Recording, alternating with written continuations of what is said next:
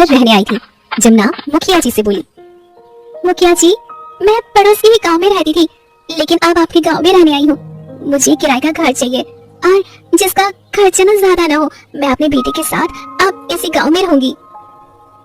ठीक है बहन, तुम चिंता ना करो, मैं तुम्हारे लिए किराए के घर की व्यवस्था करवा देता हूँ। मुखिया ने जमुना के लिए किराए के घर की व्यवस्था कर दी। जमुना अपने छोटे सी बेटी को लेकर वहाँ रहने लगी। जमुना अपने बेटे को बहुत प्रेम करती थी। वहाँ दूसरों के घरों में काम करके उसे बड़ा कर रही थी। उसने अपने बेटे का नाम बड़े प्रेम से वीर रखा था। वीर बचपन से ही शरारती और बहुत बहादुर था। आज भी वीर मोहल्ले के एक कुत्ते के साथ खेल रहा था।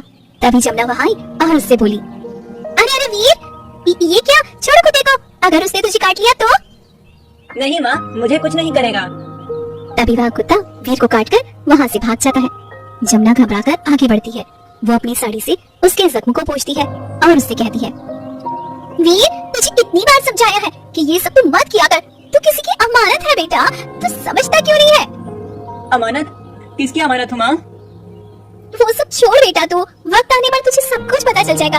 अभी तू घर भी चल, मैं तेरे जख्म पर दवाई लगा देती हूँ। ओहो माँ, तुम भी इतना सा तो लगा है।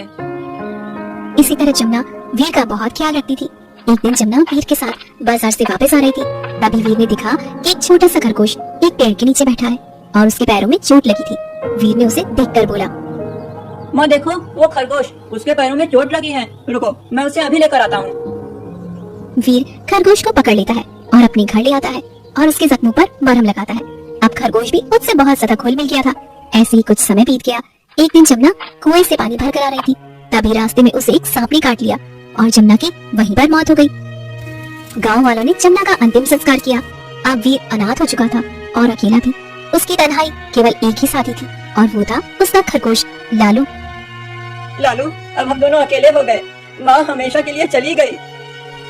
ऐसा कहकर वीर ने लालू को उठा लिया। अब वीर गांव में छोटे मोटे काम करने लगा और उसके बदले में उसे गांव वाले कभी कभार खाना देते तो कभी कभार पैसे।